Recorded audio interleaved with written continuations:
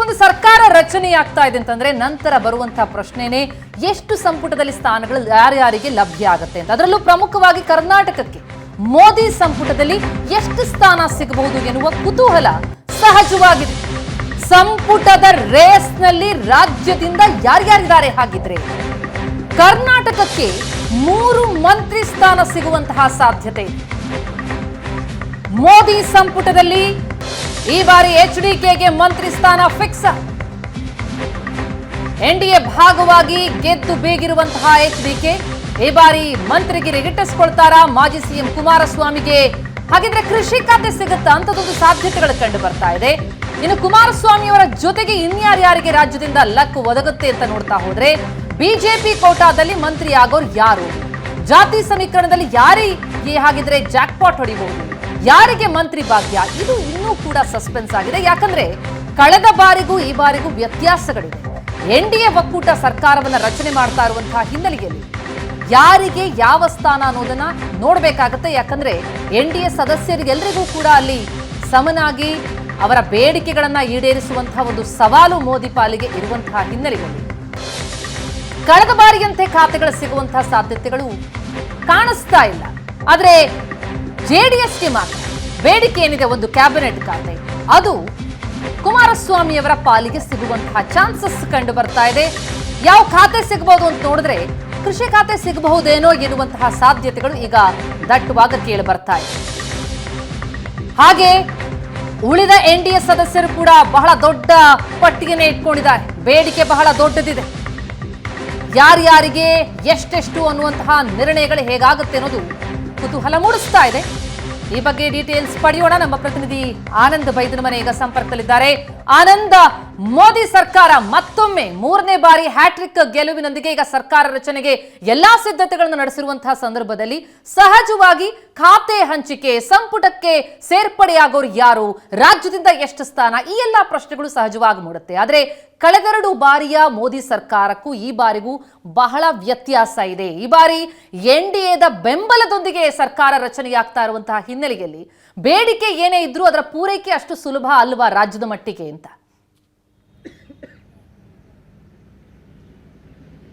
S ಪ್ರತಿಮಾ, ರಾಜ್ಯದಿಂದ ಯಾರು ಕೇಂದ್ರ ಸಂಪುಟದಲ್ಲಿ ಸಚಿವರಾಗ್ತಾರೆ ಅಂತಕ್ಕಂಥ ಚರ್ಚೆಗಳು ಸಹಜವಾಗಿ ಆರಂಭಗೊಂಡಿದೆ. ಯಾಕೆಂತಂದರೆ ಎಲ್ಲವೂ ಕೂಡ ಅಂದುಕೊಂಡಂತೆ ಆದರೆ ಪ್ರಧಾನಿ ನರೇಂದ್ರ ಮೋದಿ ಅವರು ಈಗ ಪ್ರಮಾಣವಚನ ಸ್ವೀಕಾರ ಮಾಡಿದ ಬಳಿಕ ಸಚಿವ ಸಂಪುಟವನ್ನು ರಚನೆ ಮಾಡಬೇಕಾಗತ್ತೆ. ಆ ಸಚಿವ ಸಂಪುಟದಲ್ಲಿ ಕರ್ನಾಟಕದವ್ರಿಗೆ ಎಷ್ಟು ಅವಕಾಶವನ್ನು ಕೊಡ್ತಾರೆ ಅನ್ನೋದು ಕೂಡ ಬಹಳ ಪ್ರಮುಖ ಆಗುತ್ತೆ. ಯಾಕೆಂತಂದರೆ ಕಳೆದ ಬಾರಿ ಇದ್ದಂಥ ವಾತಾವರಣ ಈ ಬಾರಿ ಇಲ್ಲ. ಕಳೆದ ಬಾರಿ ಕರ್ನಾಟಕದ 25 ಸಂಸದರನ್ನು ನೀಡಲಾಗಿತ್ತು. ಆದರೆ ಈ ಬಾರಿ 17ಕ್ಕೆ ಸೀಮಿತವಾಗಿರ್ತಕ್ಕಂಥ ಹಿನ್ನೆಲೆಯಲ್ಲಿ ಮತ್ತು ಕಲ್ಯಾಣ ಕರ್ನಾಟಕ ಭಾಗದಲ್ಲಿ ಮತ್ತು ಲಿಂಗಾಯತರ ಪ್ರಾಬಲ್ಯ ಇರತಕ್ಕಂಥ ಮತಕ್ಷೇತ್ರಗಳಲ್ಲೇ ಬಿಜೆಪಿಗೆ ಹಿನ್ನಡೆ ಆಗಿರ್ತಕ್ಕಂಥ ಹಿನ್ನೆಲೆಗಳಲ್ಲಿ ಎಲ್ಲವನ್ನೂ ಕೂಡ ಯೋಚನೆ ಮಾಡಿ ಕೇಂದ್ರ ನಾಯಕತ್ವ ನಿರ್ಧಾರವನ್ನು ತೆಗೆದುಕೊಳ್ಳುತ್ತೆ ಅನ್ನುವಂಥ ಮಾಹಿತಿಗಳು ಕೂಡ ಲಭ್ಯ ಆಗ್ತಾ ಇದೆ.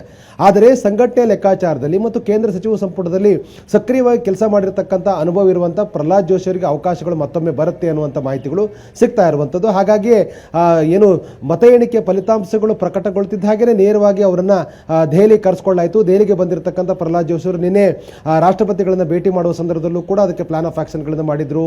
ನಂತರದಲ್ಲಿ ಒಂದು ಡಿನ್ನರ್ನಲ್ಲೂ ಕೂಡ ಅವರು ಎಲ್ಲ ಸಂಸದರಿಗೆ ಡಿನ್ನರ್ಗಳನ್ನು ರಾಷ್ಟ್ರಪತಿಗಳು ಆಯೋಜನೆ ಮಾಡಿರೋ ಸಂದರ್ಭದಲ್ಲೂ ಕೂಡ ಬಹಳ ಫ್ರಂಟ್ ಲೈನಲ್ಲಿ ಕೆಲಸ ಮಾಡ್ತಾ ಇದ್ದಾರೆ. ಅಂದರೆ ಸಂಸದೀಯ ಸಚಿವರ ಕೆಲಸ ಮಾಡುವ ಸಂದರ್ಭದಲ್ಲಿ ಸಹಜವಾಗಿ ಅವರ ಕಾರ್ಯವೈಖರಿ ಎಲ್ಲರಿಗೂ ಕೂಡ ತೃಪ್ತಿಕರವಾಗಿರುವಂಥ ಹಿನ್ನೆಲೆಯಲ್ಲಿ ಮತ್ತು ಕೇಂದ್ರ ಮತ್ತು ರಾಜ್ಯದೊಂದಿಗೆ ಉತ್ತಮವಾಗಿರ್ತಕ್ಕಂಥ ಸಂಬಂಧವನ್ನು ಇಟ್ಕೊಳ್ಳೋ ರೀತಿಯಲ್ಲಿ ಅವರು ಕೇಂದ್ರ ಸಚಿವರ ಕೆಲಸ ಮಾಡಿರ್ತಕ್ಕಂಥ ಅನುಭವ ಇರುವಂಥ ಹಿನ್ನೆಲೆಯಲ್ಲಿ ಅವರಿಗೆ ಮತ್ತೊಂದು ಬಾರಿ ಅವಕಾಶ ಸಿಗುತ್ತೆ ಅಂತಕ್ಕಂಥ ಮಾಹಿತಿಗಳು ಲಭ್ಯವಾಗ್ತಾ ಇದೆ. ಇನ್ನೊಂದು ಕಡೆ ಲಿಂಗಾಯತ ಕೋಟಾದಲ್ಲಿ ಯಾರಿಗೆ ಅವಕಾಶ ಅಂತಕ್ಕಂಥ ಕೂಡ ಬಹಳ ಪ್ರಮುಖ ಆಗುತ್ತೆ. ಯಾಕಂದರೆ ಈ ಬಾರಿ ಲಿಂಗಾಯತ ಪ್ರಾಬಲ್ಯದ ಕೆಲವೊಂದಷ್ಟು ಪ್ರಮುಖ ಕ್ಷೇತ್ರಗಳಲ್ಲಿ ಬಿಜೆಪಿಗೆ ಹಿನ್ನಡೆ ಆಗಿದ್ರು ಕೂಡ ಇಬ್ಬರು ಮಾಜಿ ಮುಖ್ಯಮಂತ್ರಿಗಳು ಬಿಜೆಪಿಯಿಂದ ಗೆಲುವನ್ನು ಸಾಧಿಸಿದ್ದಾರೆ. ಜಗದೀಶ್ ಶೆಟ್ಟರ್ ಮತ್ತು ಬಸವರಾಜ ಬೊಮ್ಮಾಯಿ ಅವರು ಕೂಡ ಈಗಾಗಲೇ ಗೆಲುವನ್ನು ಸಾಧಿಸಿರುವಂತಹ ಹಿನ್ನೆಲೆಯಲ್ಲಿ ಯಾರಿಗೆ ಅವಕಾಶ ಅಂತಕ್ಕಂಥ ಚರ್ಚೆಗಳು ಮುಂದುವರೆದಿದೆ. ಎಲ್ಲವೂ ಕೂಡ ಅಂದುಕೊಂಡಂತೆ ಆದರೆ ಮಾಜಿ ಮುಖ್ಯಮಂತ್ರಿ ಏನು ಬಸವರಾಜ ಬೊಮ್ಮಾಯಿ ಅವರಿಗೆ ಅವಕಾಶಗಳು ಸಿಗತ್ತೆ ಅಂತಕ್ಕಂಥ ಮಾಹಿತಿಗಳು ಇದೆ. ಯಾಕಂದ್ರೆ ಅವ್ರನ್ನ ಈ ಬಾರಿ ಲೋಕಸಭಾ ಚುನಾವಣೆಯಲ್ಲಿ ಸ್ಪರ್ಧೆ ಮಾಡಬೇಕು ಅಂತೇಳಿ ಅಮಿತ್ ಶಾ ಅವರು ಸೂಚನೆ ಕೊಟ್ಟಿರತಕ್ಕಂಥ ಹಿನ್ನೆಲೆಯಲ್ಲಿ ಬಸವರಾಜ ಬೊಮ್ಮಾಯಿ ಅವರು ಸ್ಪರ್ಧೆಯನ್ನು ಮಾಡಿದ್ರು, ಗೆಲುವನ್ನು ಕೂಡ ಸಾಧಿಸಿದ್ದಾರೆ. ಹಾಗಾಗಿ ಅವರಿಗೆ ಅಮಿತ್ ಶಾ ಅವರ ಕೃಪೆ ಇರುತ್ತೆ ಅಂತಕ್ಕಂಥ ಲೆಕ್ಕಾಚಾರದ ಮಾತುಗಳು ಕೂಡ ಕೇಳಿ ಬರ್ತಾ ಇದೆ.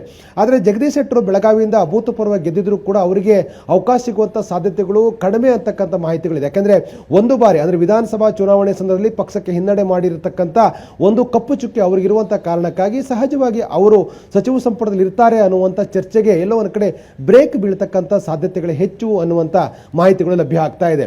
ಇನ್ನು ಕುಮಾರಸ್ವಾಮಿ ಅವರು ಸಹಜವಾಗಿ ಸಚಿವ ಸಂಪುಟದಲ್ಲಿ ಇರ್ತಾರೆ ಅಂತಕ್ಕಂಥ ಚರ್ಚೆಗಳು ದೆಹಲಿ ಅಂಗಳದಲ್ಲಿದೆ.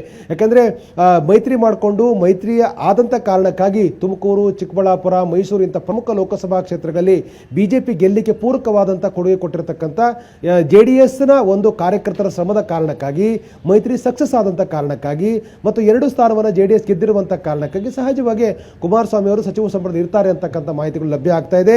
ನಿನ್ನೆ ಕೂಡ NDA ನಾಯಕರನ್ನ ಅವರು ಭೇಟಿ ಮಾಡಿ ವಾಪಸ್ ಬೆಂಗಳೂರಿಗೆ ತೆರಳಿದ್ದಾರೆ. ಬೆಂಗಳೂರಿನಿಂದ ಇವತ್ತು ಅವರು ಶಿರಡಿಗೆ ಹೋಗ್ತಾ ಇದ್ದಾರೆ. ಶಿರಡಿಯಿಂದ ಬಂದ ನಂತರದಲ್ಲಿ ಮತ್ತೆ ದೆಹಲಿಗೆ ಬರ್ತಾರೆ ಅಂತಕ್ಕಂಥ ಮಾಹಿತಿಗಳು ಲಭ್ಯ ಆಗಿದೆ. ನಾಳೆ ಪುನಃ ಕುಮಾರಸ್ವಾಮಿ ಅವರು ದೆಹಲಿಗೆ ಬಂದು NDA ನಾಯಕರನ್ನ ಭೇಟಿ ಮಾಡ್ತಾರೆ ಅಂತಕ್ಕಂಥ ಮಾಹಿತಿಗಳು ಕೂಡ ಇದೆ. ಆದರೆ ಇಲ್ಲಿ ಬಹಳ ಪ್ರಮುಖವಾಗಿರ್ತಕ್ಕಂಥದ್ದು ಕಳೆದ ಬಾರಿ ಏನು ಸಿಕ್ಕಿರುವ ರೀತಿಯಲ್ಲೇ ದೊಡ್ಡ ಪ್ರಮಾಣದಲ್ಲಿ ಸಚಿವ ಸಂಪುಟದಲ್ಲಿ ಅವಕಾಶ ಸಿಗತ್ತೆ ಅಂತಕ್ಕಂಥ ಸಾಧ್ಯತೆಗಳ ಬಗ್ಗೆ ಕೂಡ ಎಲ್ಲೊಂದು ಕಡೆ ಬಿಜೆಪಿಯ ನಾಯಕರುಗಳು ಒಂದು ರೀತಿ ಅಷ್ಟು ತೃಪ್ತಿಕರವಾದಂಥ ಒಂದು ಸಚಿವ ಸಂಪುಟದಲ್ಲಿ ಅವಕಾಶ ಸಿಗತ್ತೆ ಅನ್ನೋದ್ರ ಬಗ್ಗೆ ಯಾರೂ ಕೂಡ ರಿಯಾಕ್ಟ್ ಮಾಡ್ತಾ ಇಲ್ಲ. ಯಾಕೆಂತಂದ್ರೆ ಈ ಕಳೆದ ಬಾರಿ ಇದ್ದಂಥ ಸಿಚುವೇಶನ್ಗೂ ಈ ಬಾರಿ ಇದ್ದಂಥ ಸಿಚುವೇಶನ್ಗೂ ದೊಡ್ಡ ಮಟ್ಟದ ವ್ಯತ್ಯಾಸಗಳಿದೆ. ಈ ಬಾರಿ ಅಂದರೆ ಕಳೆದ ಬಾರಿಗೆ ಹೋಲಿಸಿದರೆ ಬಿಜೆಪಿ 8 ಸ್ಥಾನಗಳನ್ನು ಸೋತಿದೆ ಕರ್ನಾಟಕದಲ್ಲಿ. ಕಾಂಗ್ರೆಸ್ 9 ಸ್ಥಾನ ಗೆದ್ದಿದ್ರೂ ಕೂಡ 8 ಸ್ಥಾನವನ್ನು ಬಿಜೆಪಿಯಿಂದ ಕಸಿತಕ್ಕಂಥ ಕೆಲಸವನ್ನು ಇವತ್ತು ಮಾಡಿರುವಂಥ ಹಿನ್ನೆಲೆಯಲ್ಲಿ ಸಹಜವಾಗಿ ಎಲ್ಲೋ ಒಂದು ಕಡೆ ಬಿಜೆಪಿಗೆ ಕರ್ನಾಟಕದ ಮಟ್ಟಿಗೆ ಅಂದರೆ ಸಾಂಖ್ಯಿಕವಾಗಿ ದೊಡ್ಡ ಮಟ್ಟದ ಸ್ಥಾನಗಳು ಕಾಂಗ್ರೆಸ್ ಸಿಗದೇ ಇದ್ರೂ ಕೂಡ ಕರ್ನಾಟಕದಲ್ಲಿ ಒಂದು ದೊಡ್ಡ ಮಟ್ಟದ ಹೋರಾಟವನ್ನು ಕಾಂಗ್ರೆಸ್ ಮಾಡಿತ್ತು. ಲಿಂಗಾಯತರ ಪ್ರಾಬಲ್ಯ ಇರುವಂಥ ಕ್ಷೇತ್ರಗಳಲ್ಲಿ ಬಿಜೆಪಿಗೆ ಹೊಡೆತವನ್ನು ಕೊಟ್ಟಿದೆ. ಆ ಕಾರಣಕ್ಕಾಗಿ ಲಿಂಗಾಯತರಿಗೆ ಅವಕಾಶ ಕೊಡುವ ಸಂದರ್ಭದಲ್ಲಿ ಪಕ್ಷ ಸಂಘಟನೆಯ ದೃಷ್ಟಿಯಿಂದ ಎಲ್ಲವನ್ನೂ ಕೂಡ ಯೋಚನೆ ಮಾಡಿ ಓರ್ವ ಲಿಂಗಾಯತರಿಗೆ ಅವಕಾಶ ಸಿಗಬಹುದು ಅಂತಕ್ಕಂಥ ಚರ್ಚೆಗಳಿದ್ರೂ ಕೂಡ ದೊಡ್ಡ ಮಟ್ಟದಲ್ಲಿ ಲಿಂಗಾಯತರಿಗೆ ಅವಕಾಶ ಸಿಗತ್ತೆ ಅನ್ನೋದ್ರ ಬಗ್ಗೆ ಸಾಧ್ಯತೆಗಳು ತೀರಾ ಕಡಿಮೆ. ಆದರೆ ಪ್ರಹ್ಲಾದ್ ಜೋಶಿ, ಬಸವರಾಜ ಬೊಮ್ಮಾಯಿ, HD ಕುಮಾರಸ್ವಾಮಿ ಇವರೆಲ್ಲರೂ ಕೂಡ ಸಂಪುಟದಲ್ಲಿ ಇರ್ತಾರೆ ಅಂತಕ್ಕಂಥ ಮಾಹಿತಿಗಳು ಲಭ್ಯ ಆಗ್ತದೆ. 3 ಜನರಿಗೆ ಅವಕಾಶಗಳು ಸಿಗಬಹುದು ಅನ್ನುವಂಥ ಚರ್ಚೆಗಳು ಜೋರಾಗಿದೆ. ಆದರೆ ಇವೆಲ್ಲವೂ ಕೂಡ NDA ನಾಯಕರ ಮತ್ತೊಂದು ಸುತ್ತಿನ ಸಭೆಯ ಬಳಿಕ ಎಲ್ಲವೂ ಕೂಡ ತೀರ್ಮಾನ ಆಗುತ್ತೆ. ಯಾರಿಗೆ ಎಷ್ಟು ಸ್ಥಾನ ಅಂತಕ್ಕಂಥ ಕೂಡ ಬಹಳ ಪ್ರಮುಖ ಆಗುತ್ತೆ. ಮುಂಬರ್ತಕ್ಕಂಥ ದಿನಗಳಲ್ಲಿ ಮುಂದಿನ ವರ್ಷ ಮಹಾರಾಷ್ಟ್ರದಲ್ಲಿ ಚುನಾವಣೆ ಆಗ್ತಿರುವಂಥ ಕಾರಣಕ್ಕಾಗಿ ಅಜಿತ್ ಪವಾರ್ ಬಣದಲ್ಲಿರ್ತಕ್ಕಂಥ ಓರ್ವ ಗೆದ್ದಿದ್ರು ಕೂಡ ಅವರಿಗೆ ಅವಕಾಶ ಕೊಡಬೇಕಾ ಅನ್ನೋದು ಕೂಡ ಬಹಳ ಪ್ರಮುಖ ಆಗುತ್ತೆ. ಇನ್ನೊಂದು ಕಡೆ ಸಿಂಧೆ ಬಣದಲ್ಲಿರ್ತಕ್ಕಂಥ ಶಿವಸೇನೆ ಸಂಸದರಿಗೆ ಅವಕಾಶ ಕೊಡೋದ್ರ ಬಗ್ಗೆನೂ ಕೂಡ ತೀರ್ಮಾನಗಳು ಮಾಡಬೇಕು. ಯಾಕಂದರೆ ಮುಂದಿನ ದಿನಗಳಲ್ಲಿ ಬಿಜೆಪಿ ದೊಡ್ಡ ಮಟ್ಟದಲ್ಲಿ ಮಹಾರಾಷ್ಟ್ರದಲ್ಲಿ ವಿಧಾನಸಭಾ ಚುನಾವಣೆಯಲ್ಲಿ ಹೋರಾಟ ಮಾಡಬೇಕಾಗಿದೆ. ಆ ಕಾರಣಕ್ಕಾಗಿ ಜಾತಿ ಸಮೀಕರಣದ ಮೇಲೆ ಲೆಕ್ಕಾಚಾರದಲ್ಲೂ ಕೂಡ ಮಹಾರಾಷ್ಟ್ರಕ್ಕೆ ಹೆಚ್ಚಿನ ಅವಕಾಶ ಅಂತಕ್ಕಂಥ ಚರ್ಚೆಗಳು ಕೂಡ ಇದೆ.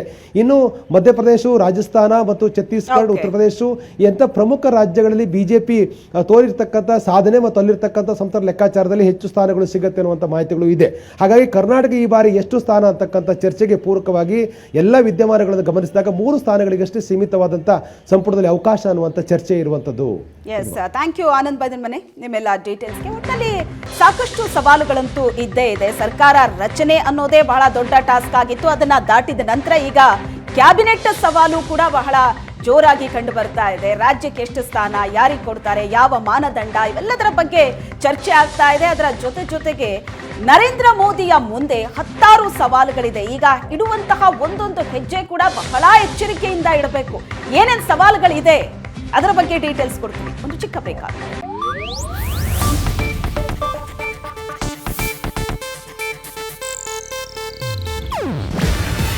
ಇದು ಏಷ್ಯಾನೆಟ್ ನ್ಯೂಸ್ ನೆಟ್ವರ್ಕ್ ಪ್ರಸ್ತುತಿ. ನೀವು ನೋಡ್ತಿದ್ದೀರಾ ಏಷ್ಯಾನೆಟ್ ಸುವರ್ಣ ನ್ಯೂಸ್.